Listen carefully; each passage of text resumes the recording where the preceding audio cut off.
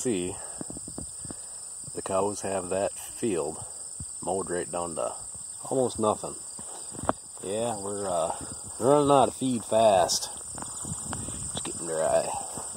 So tomorrow marks 1 month since planting this cover crop. So I want to make a video today because I don't know if I'm going to have a chance to do it tomorrow. So there's some people asking about this again. Apparently people really want to see how this cover crop does. So got us a hornet flying around there. That's always nice. So we'll come in here and take a look at this. Look at this radish here. That is quite the leaf. And there's my hand. Here you can see our oats coming up. But look at this pearl millet. Comes out really leafy. And if they don't have competition, I believe they call that tillering out. I'm not for sure. But it almost looks like a mini corn plant.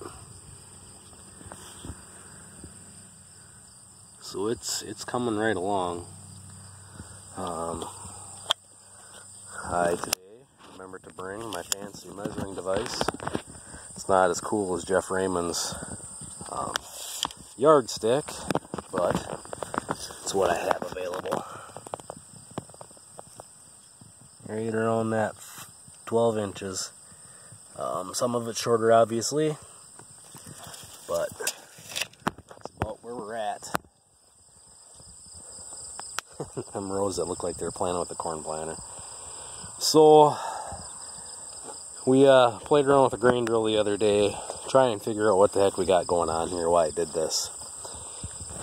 And as I mentioned before, that's a size 11 boot. That's how big that thing is. As I mentioned before, I mixed everything in the drill and I put the leftover soybeans that I had in the drill first. And when we turn the seed rate down, which I turned down before I even put any seed in, we are pretty sure that the seed rate was too small to let the beans out of the cups very well. So that's why we have a bean and nothing, then a bean, and a couple beans and nothing. Planting depth, we think, played part of a role in it, but we think the beans were plugging the cups.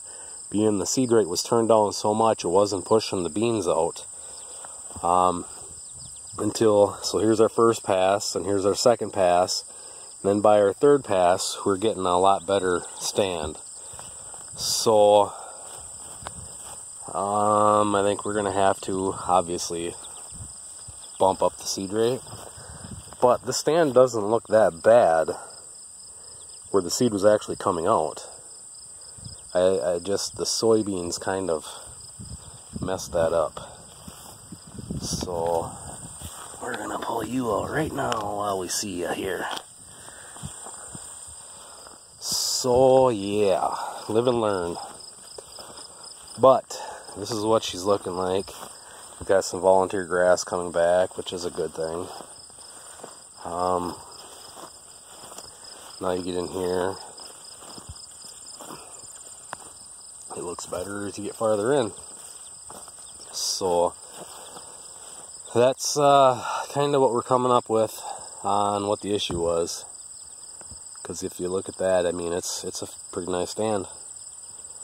I wish it all looked that way. And I have not put any fertilizer on this, so I don't know if a shot of nitrogen would help it. But there's only been about a ½ inch on this since planting. So it's kind of lacking moisture. Our chance of rain yesterday, we got 1/2 of 1/10. It barely even settled the dust. The ground is hard and dry. So we're definitely lacking moisture. And that is kind of why I went for the pearl millet, because we always know August is hot and dry. And the pearl millet originated in South Africa. So it should be drought and heat tolerant. So, but that's what she's looking like here. Now, I don't know, this is a month. I mean, just look at these plants here though. I mean, even the soybeans are doing good. I mean, look at that, it almost looks like crabgrass, but it stands up in the air. So, yeah, it's a heck of a plant. I don't know, I'm going to chop this corn off back here. We're getting to almost be thinking about our emergency mode of action here, because we don't have a lot of forage available to be grazing, and hay production is greatly down this year. I counted hay the other day, had 175 bales total for the year, and I just fed another bale to the steers this morning, so now we're down to 174. So if you're starting to understand where I'm going with that, we need something to graze here pretty quick. So, and I'm gonna have to come trap a gopher. They don't help anything out. Nothing else, they make the soil drier because they put more air down there. So yeah, you can see it's, yeah, it is what it is.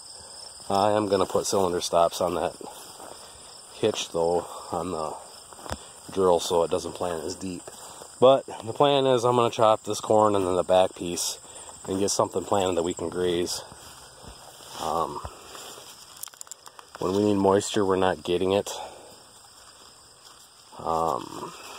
This ought to be fun to do one-handed.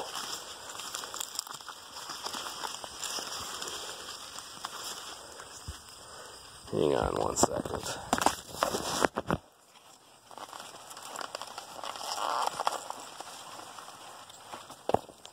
We are not denting quite yet on this field, and it might be just starting, so it's still just a little early to be chopping. But if you go through the field, I went through the other day, and there's cobs that are denting pretty good. Once you start going up the hill where it's drier and it's more stressed, the corn is denting pretty good. So I don't want to chop it too early, but we might start chopping in a week if I start seeing more of a dent. And you know, you start looking at some of these bigger cobs that are farther along. I mean, this one here is quite a bit farther. This one here might be dented more. It's growing out of the end of the ear husks. So all in all, it's looking alright, but it is definitely dry. This down here obviously is better ground, so it held moisture longer. But as you start coming up here, you can see that firing from lack of moisture. So yeah, and as you go up, it's get worse. So we're gonna chop this off and plant a cover crop that we can graze. And then the backfield the same. Don't know what I'm gonna plant for sure. If anybody has any suggestions, let me know. I just got back from getting prices on sorghum Sudan grass. Nobody had any just plain sorghum. They need to get prices on that for me. And then I need to do some more research on sorghum versus sorghum Sudan. But I think next year we're going to plant some either bale for baleage, or we're going to chop it and pile it for the cows. The sorghum Sudan that I was looking at that they carry, they recommend cutting it at 40 to 48 inches tall.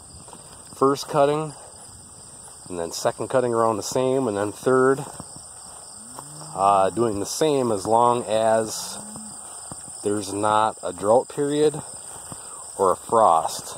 Then it kind of gives you some guidelines on what to do if there is those situations. But I think we're getting a little late to plant pearl millet. On these to fall graze, I'm not for sure. There is a warning with pearl millet about, I believe they said prussic acid after the frost, that if you get a frost, pull the cows off it for 7 days before you graze again. So I don't know if I want to do pearl millet and the rest of it. I'm up in the air on that, so I don't know if I'm just going to do rye and oats. I'm just afraid if we don't get any more rain, or much more rain too soon, oats aren't really going to do much. So, don't know. If anybody has any suggestions, let me know. You can see the alfalfa in there coming back. I could sure use some rain though to help get that manure pushed down to the ground. But it is what it is. Here's a soybean. You know, and a lot of our other soybeans are turning yellow. I don't know if it's from lack of rain or if they're starting to finish off. Not for sure on that, but yeah, that's what our cover crop's looking like. It's planted the 18th of last month, so almost 30 days here. 30, 31, whatever there was for days last month. So yeah, that's a little update on that. Like I say, anybody has any suggestions on what to plant for cover crop, I'm willing to try different things. Don't know if you don't try. So I don't know if it's too late to plant some sorghum Sudan to fall graze, if I throw that in with the mix or not. Obviously I'm going to plant rye because I want that for baleage next spring. But I am willing to try other things in the mix too, so if anybody has any suggestions, let me know. And thanks for watching, everybody. I'm gonna go find something else to do the rest of the day, so take care, comment, rate, subscribe, stay tuned for more. Y'all have a great weekend. See ya.